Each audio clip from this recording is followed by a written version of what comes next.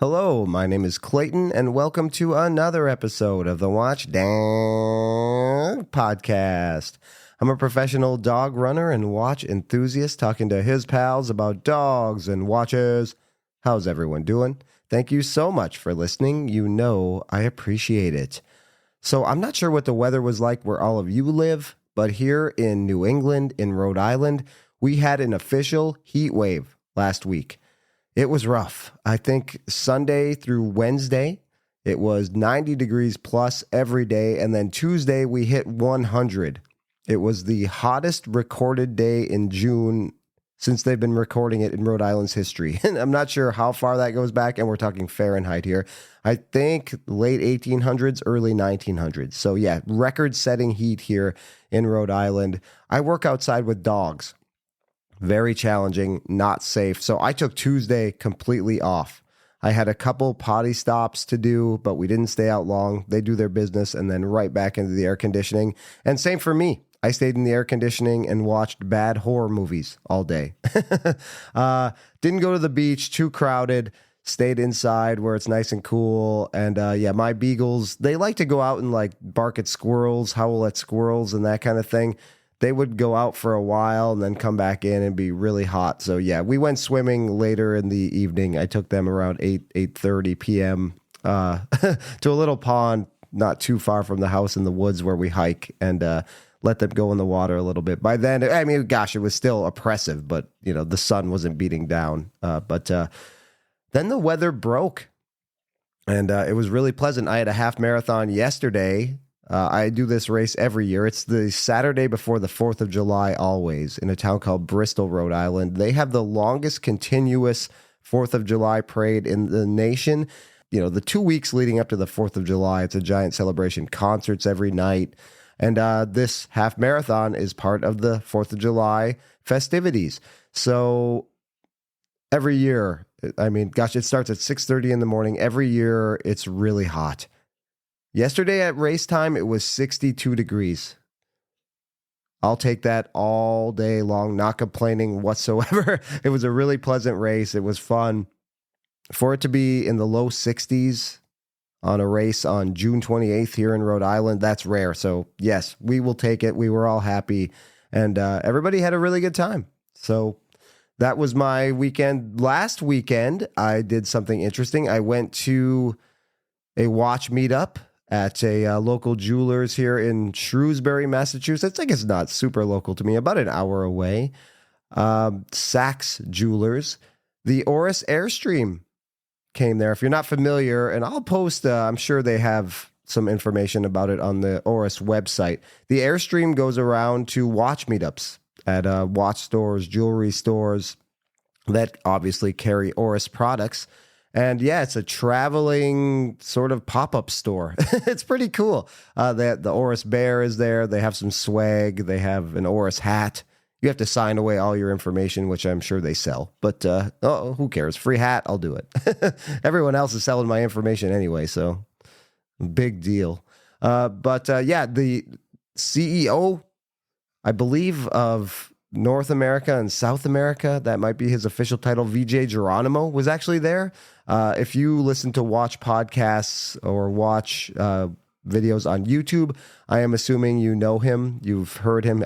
He's been on a bunch of podcasts. I remember him being on with 10 and 2. He may have been on with the Grey NATO guys, perhaps. Anyway, well-known name among watch enthusiasts. So it was really cool to meet him. There was another gentleman there named Stark who was driving the Airstream. He drove it up from South Carolina. So yeah, it's kind of a fun job. He's an entrepreneur, this guy Stark, but he does this kind of on the side. And yeah, really neat. He was wearing the Pro Pilot Colson, which is a collaboration with the Colson Aviation Firefighters. That watch was beautiful. It's the Pro Pilot, sort of a 3D printed carbon fiber case with like a reddish orangish dial. They had one for sale. I was tempted, but alas, just a little more than I wanted to spend. Never admittedly been a huge Oris guy. I had an Aquas once, did not last too long in my collection, but hey, they're an independent brand. doing some interesting things at a pretty good price point. Their prices have crept up over the years with the introduction of their in-house movement, the Caliber 400 and its variations. Maybe not the value they were when I got into the hobby, when they did not have an in-house option. But and you can still find those non-in-house versions of the Aquas and everything, but they are slowly, I think, getting the in-house in all of their models. Got to see a really cool model there that was a boutique-only limited edition of 250 pieces. The Pro Pilot Holstein Edition 2025. DLC plated case, full loom dial. Someone in my group actually bought one. I think they said as of now there were only 2 available for sale in the country. All of the other ones had been sold, and now there's only one because my buddy bought it. He was hemming and hawing, should he, shouldn't he?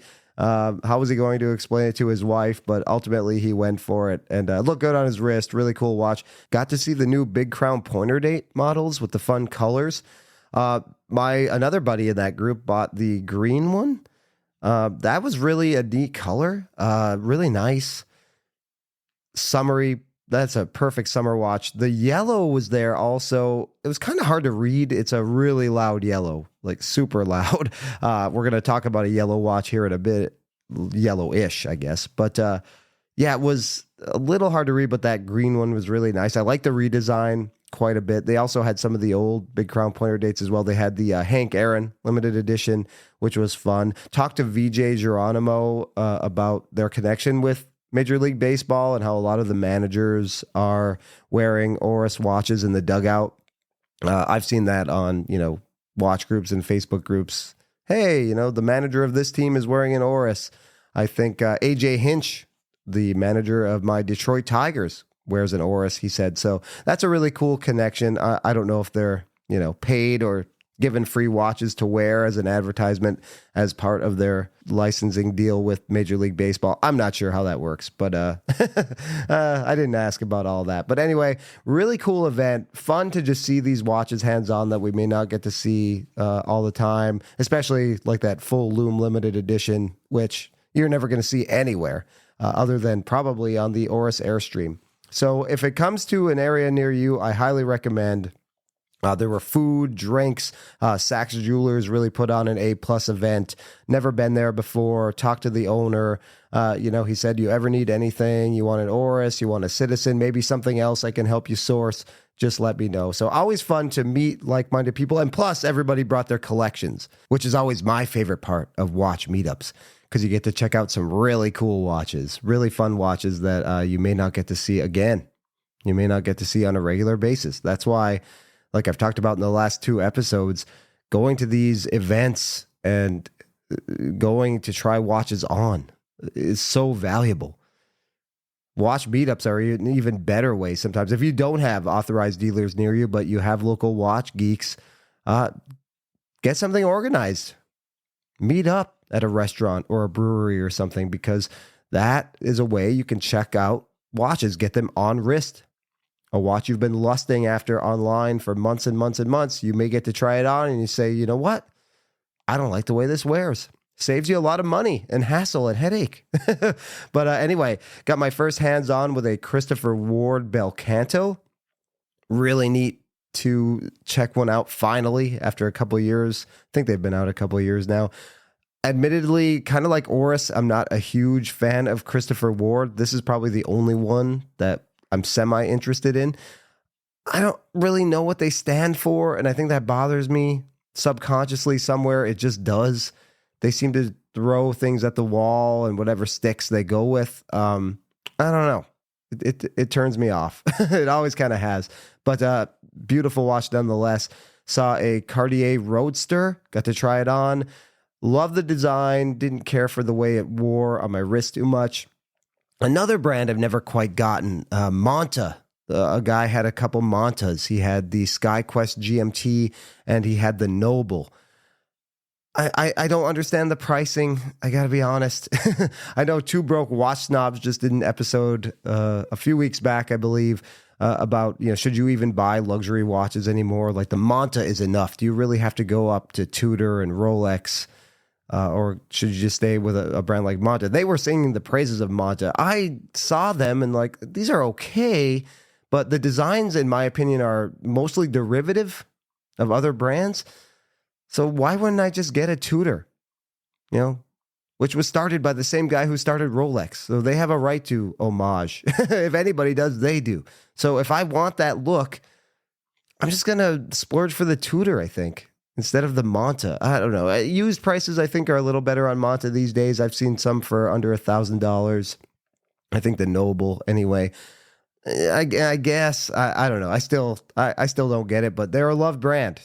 You hear nothing but positivity coming from YouTubers and podcasters who own them and who have had hands-on with them.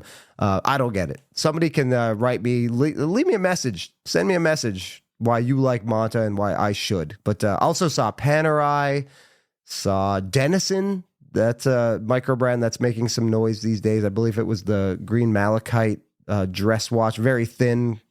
Gosh, I don't even know how thin they are. Felt like 7 millimeters, but yeah, that wore nice. That was pretty cool. Saw Spinnaker. I mean, it ran the gamut. I mean, you had Rolex, Cartier, down to Spinnaker, Islander, San Martin. There were a couple younger collectors who were embarrassed to bring their collection because it's very affordable, and they felt like they're going to see some expensive watches today, and that theirs didn't measure up. Gosh, we tried to tell them that, please, even if you are just starting and you have a Phoebus and a Seiko 5 and that's it, bring them. We want to see them. Don't ever feel like your collection is inferior. This is a welcoming environment where you can feel comfortable bringing whatever watches you have, and we're just going to say how cool it is and try it on and take pictures of them. And there's no negativity like that, which I really appreciated. So all in all, a solid event with a solid group of people. Got to meet some new friends, saw some old faces, so always a blast. I highly recommend, if you have meetups in your area, to go to them, because it's just a fun way to spend an afternoon. Okay, let's get to the main topic. A couple weeks ago, I said that I'm not really drawn to hype watches. Maybe it's more about brand than it is about the actual watch or what the watch offers. It's all over Instagram, Facebook. They're trading for way more on the secondary market, and you don't really know why outside of hype. I'm more for the underdog. I will make one exception to that, though, when the underdog produces a hype watch. And I guess that kind of happened at Watches and Wonders this year. NOMOS. I mean, gosh, NOMOS is a brand I paid almost zero attention to. I mean, they're way below, in my pecking order, way below watches I've already talked about in this episode. Oris, even Manta, probably. If you would have asked me, I would have said, I'd probably buy a Manta over a NOMOS. I was just never really attracted to the designs. The Club Sport maybe looked a little fun, but not enough for me to buy. But there are other models like the Tangente. I don't know, I'm just not into the Bauhaus thing.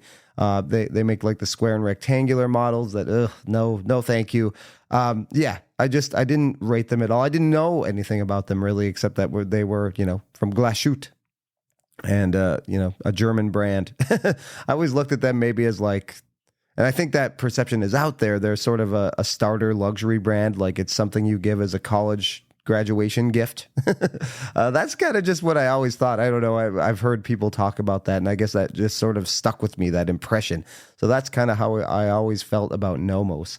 And then this year, Watches and Wonders, I think it was the first morning. It was early anyway. And that's sort of like Christmas morning for us watch geeks, especially in the U.S. Switzerland is obviously ahead of us time-wise. So you wake up on that first morning or second morning, and you look at Instagram and all of the new releases are there, Time and Tide and Revolution, and Fratello, they all have these articles, and you can click on and view the new novelties from your favorite brand.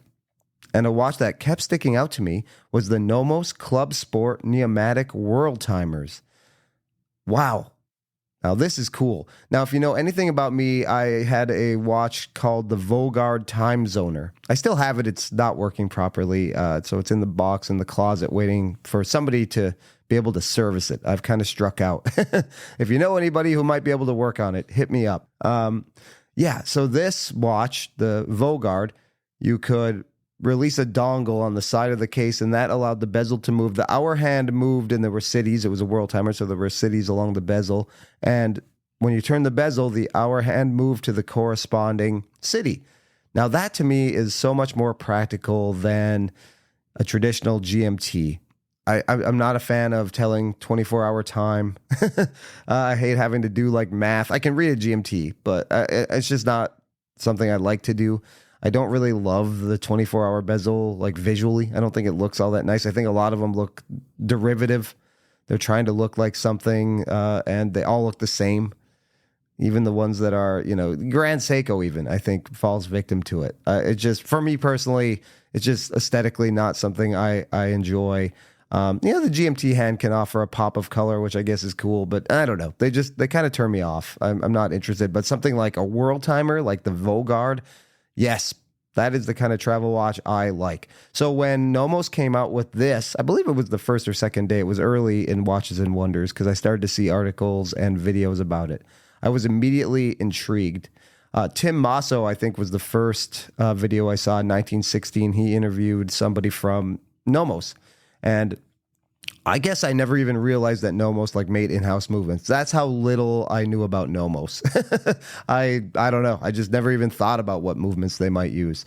I figured it was something off the shelf. And then, she started to just talk about this watch. How, 95% of the movement is made in Glashütte. It's thin, less than 10 millimeters. Wow. And of course it has that function like the Vogard, an updated, a modernized version of the time zoner where there's 24 time zones listed on a ring and there's a button at 2:00. You push the button and the hour hand moves to the corresponding time zone. Again, you're speaking my language. I love this. And then the price, $4,700 US. So there were 8 of them. There were 2 standard production models, a blue sunburst and a silver sunburst. And then immediately I was drawn to the limited editions, which were really fun, kind of Easter pastel colors, but wacky colors, 5 different colors. When you talk about the 24-hour subdial and the rings around them, and then the actual dial colors.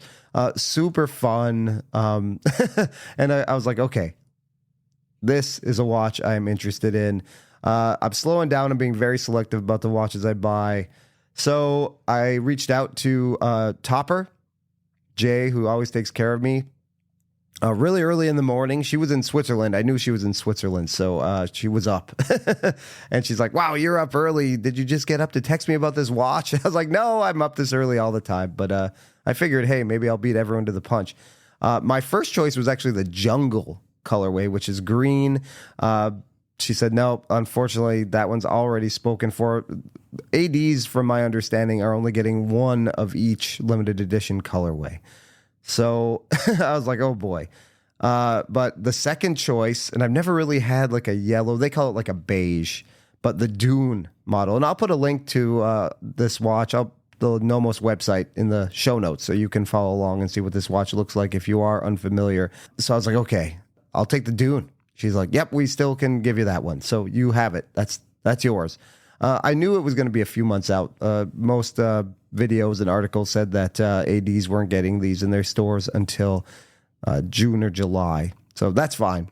I can wait. I can, I had the money ready to go. I kind of put it aside, or at least, mentally knew okay, this money is going to this watch this summer when it comes out. And so I've just been patiently waiting. YouTubers have released videos on them.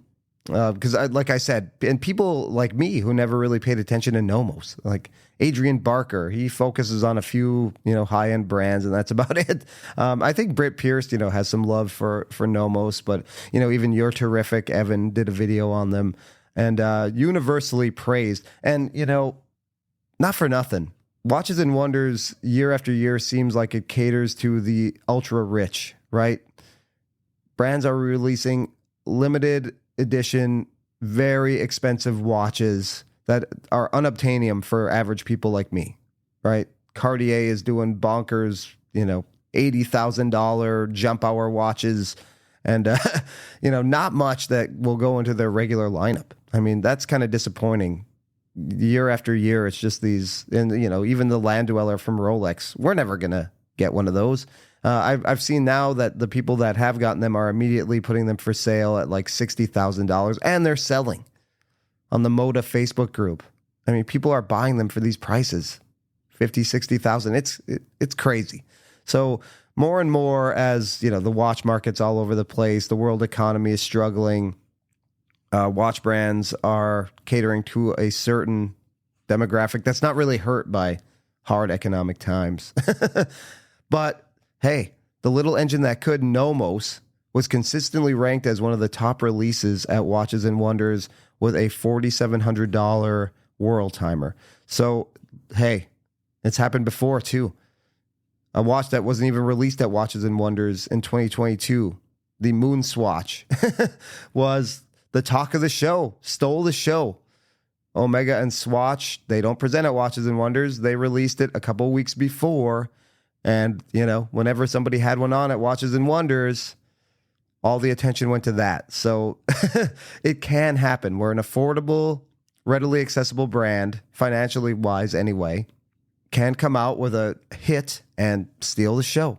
And let that be a lesson to brands that are under the radar, like, Baume and Mercier or Frederic Constant. I mean, Frederic Constant is doing amazing things movement-wise, but the watches just don't speak to anybody. That's the problem. They're in old mannish designs that are derivative of Patek, in my opinion. So, hey, designers at Baume and Mercier, Frederic Constant, pay attention to what just happened with NOMOS. If you find a cool design that's wearable, that just hits with the audience, it doesn't matter what you've come out before or what even public perception is. A good watch is a good watch, and it will gain traction. And that's exactly what this NOMOS has done. So, like I said, I almost bought an Oris. Well, no, I wasn't close to buying an Oris, but I thought about it anyway last week at that meetup, and I'm glad I didn't, because a couple days after that, I got a text message, hey, your NOMOS is in. And all right, woohoo, finally. So I knew this would be a fun summer watch, and I got it in June, so there's still a couple months left of summer, which is really neat. So yes, the watch came. I've had it for a few days, and maybe at some point I'll do a long-term episode about owning it, but now I've been wearing it for a few days, so I just wanted to share my initial thoughts with all of you. Things I like, things I don't like, things I think that could be improved. So let's start with the presentation box. It's a small box, which at this point I appreciate. I have watch boxes and other product boxes that I save in the closet, and I'm running out of room. So playing Tetris with a large box in there is getting difficult. So I appreciate the small box. So it comes on bracelet. There were 6 models of the limited editions and 2 regular models. I believe both are available with bracelet, and then for a couple $100 less, you can get them on a 2-piece nylon strap. The bracelet immediate impression is I don't like it. It's it's a 3-link oyster style, style. I don't want to get in trouble. But polished center links, just a lot of polish. I mean, the entire watch head is polished on this watch, which is fine. But I feel like the 2 standard editions, which are sunburst and maybe lend themselves to polished center links a little bit better. They're a little more dressy. The limited editions are all like pastel and matte and playful and fun. And I think actually a brushed bracelet would just match it better. I don't know. Even though the entire case watch head is full polish, I don't know, something to me just it doesn't quite work in my mind. So I immediately took it off the bracelet. I may wear it on there someday. I'm not even concerned about scratches when it comes to polished center links, and the clasp is full polish as well. Has some micro adjust, which is fine. I didn't even size it. They sized it, but actually needed to take another link out, and I was like, I'm never gonna wear it on this. It doesn't match for me anyway. It doesn't match the vibe of the watch. I don't know. That's just me, maybe. But anyway, I immediately put it on a hook and loop strap, and then I looked at NOMOS's website. I think I am going to order one of the two-piece nylon straps for it, because that's just the vibe I get from this watch, especially in the summer.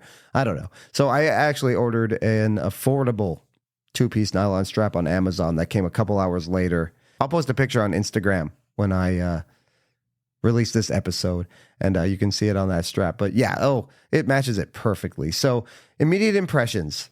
The watch does not come with an instruction manual, which I thought was odd. I mean, it's somewhat intuitive, but I mean, it's a new movement.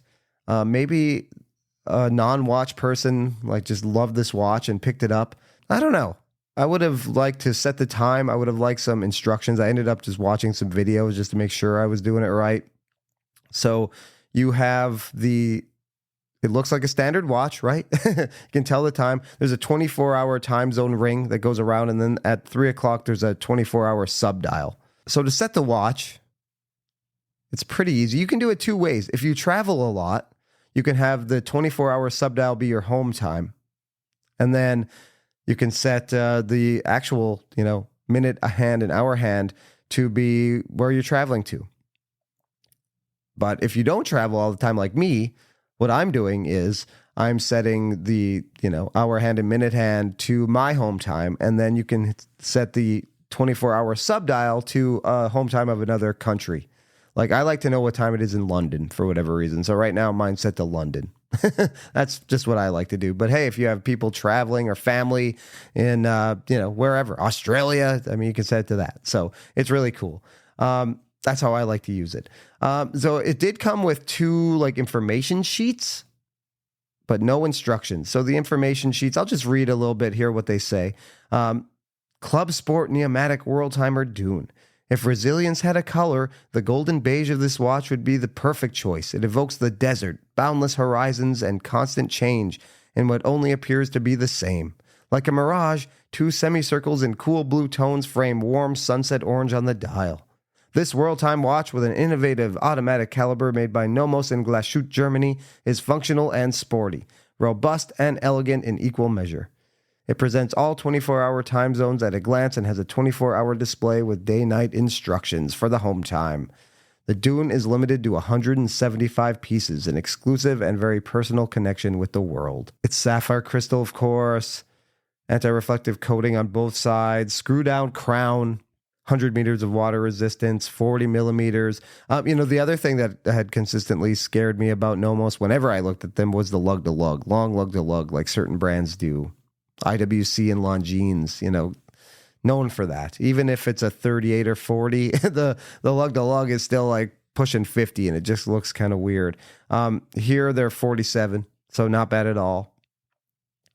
The dial is sand beige, they call it. I just generically say yellow. But and the caliber is the DU3202, a NOMOS caliber with automatic winding, world time and 24-hour displays, 42-hour power reserve, 4.8 millimeters thin, and a diameter of 31 millimeters. So yeah, this is a thin watch, and that's immediately what you notice when you put it on, especially on a two-piece nylon. I said a couple weeks ago, non-negotiable for me is comfort.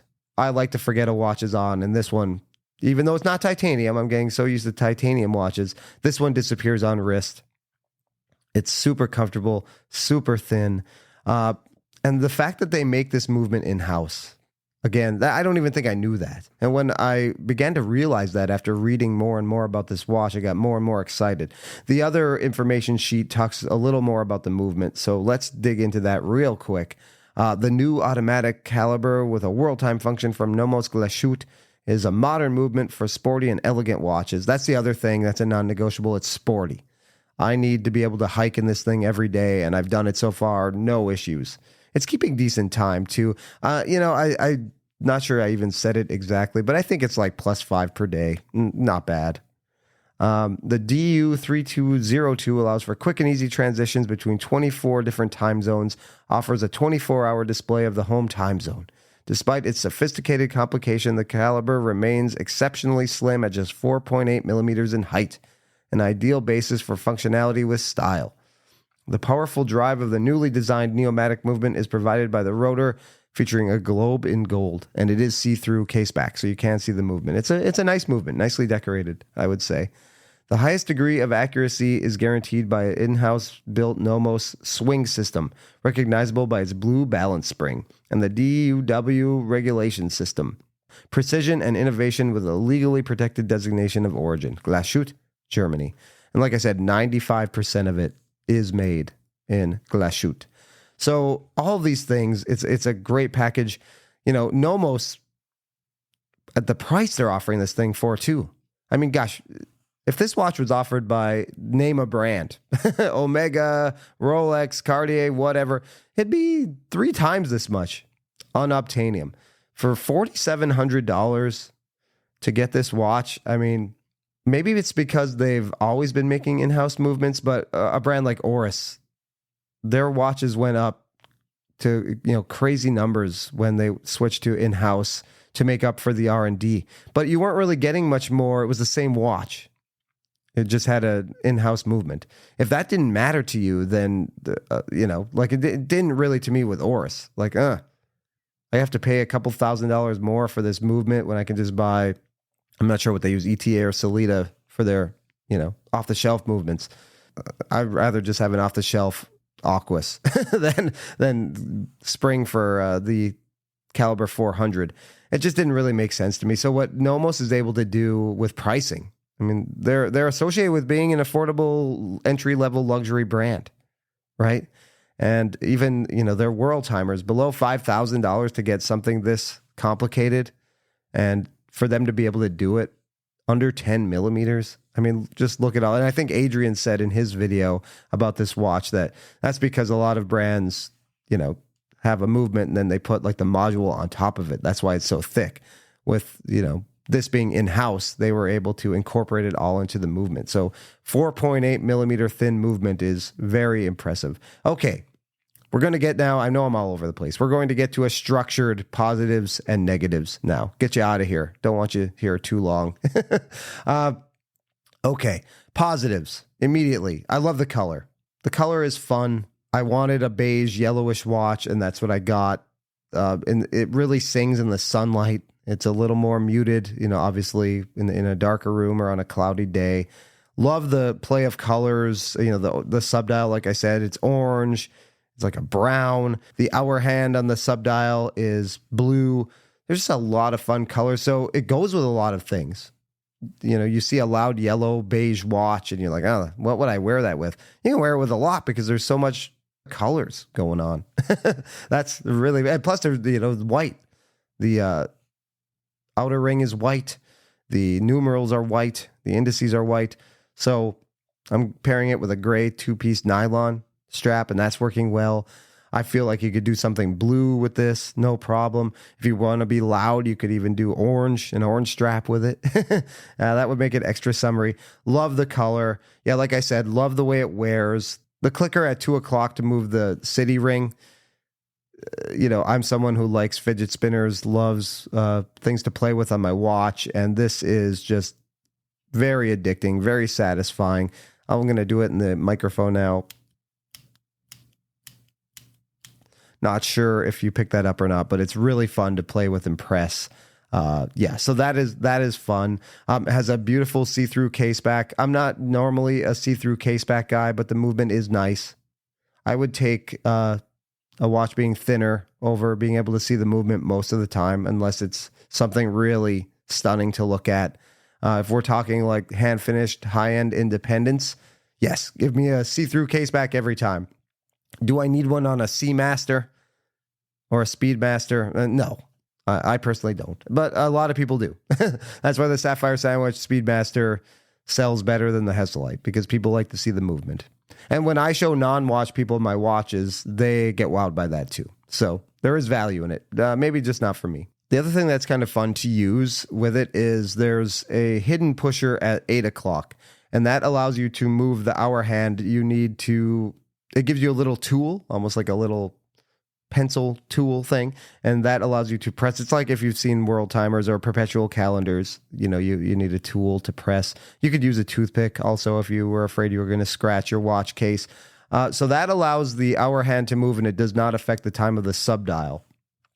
When you pull out the crown and move the time, that's how you set the subdial as well. So you can set them, and then If you are choosing your home time, you use that pusher at the 8 o'clock to adjust only the hour hand. And that's how you can change and differentiate between the main time and the subdial time.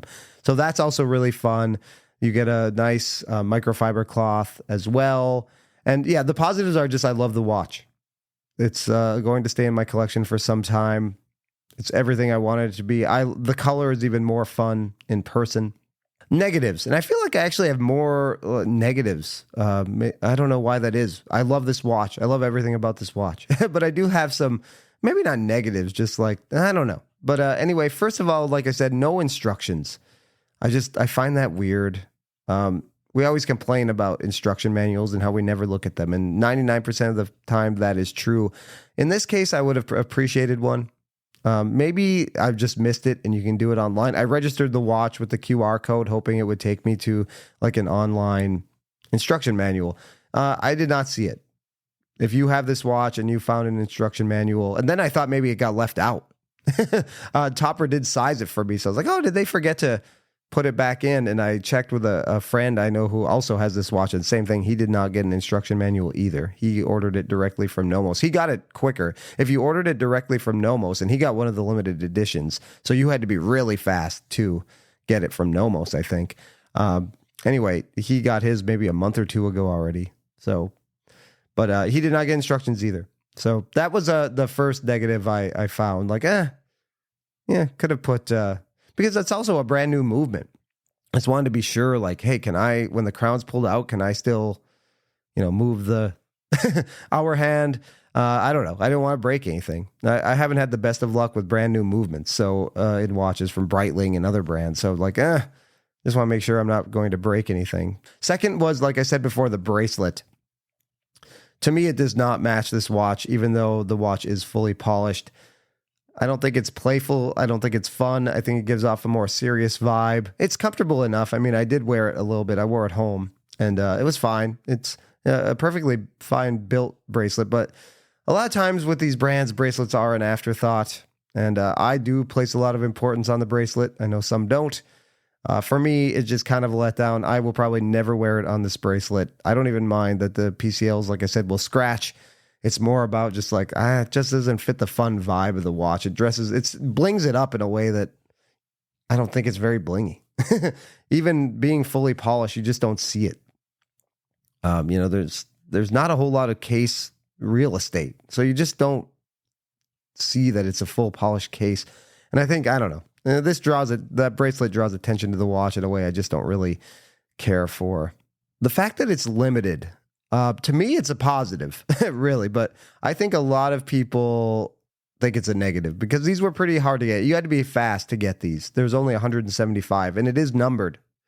Mine's 46 of 175. I didn't know they were numbered, so that's cool. But I think to a lot of people, they're more drawn to the fun colors than the sunburst blue and the sunburst silver. I think those look a little too like serious, and these limited editions kind of give a different vibe, a playful vibe. I looked on Chrono 24. There's a few, and of course, they're way above retail. Hopefully, you'll start to see these pre-owned, the limited editions, and they won't be astronomical. They'll be right around retail. I would pay a little more than retail if I really wanted one and I missed one, just because it is such a good watch. I mean, gosh. Again, the what you're getting at $4,700 here, I mean, it's crazy money, and $4,700 is a lot of money. Don't get me wrong, but dare I say a steal? I know that sounds ridiculous and silly, and we don't need these things, but if we are just staying in this world where watches are ridiculously priced, $4,700 is quite the bargain. Yeah. But anyway, yeah, I think that's a negative that there's only 175 of the limited editions. Nomos is not a huge watch brand, huge company. But I was hoping, and I'm sure you'll see more of these. They have this movement now, so I'm sure they'll do special limited editions with it. Maybe next Watches and Wonders, they'll, capitalize on the success of this and come out with a new design and maybe more limited editions. And the people that missed can get one. And I think that's about all I have to say. I mean, it lived up to the hype.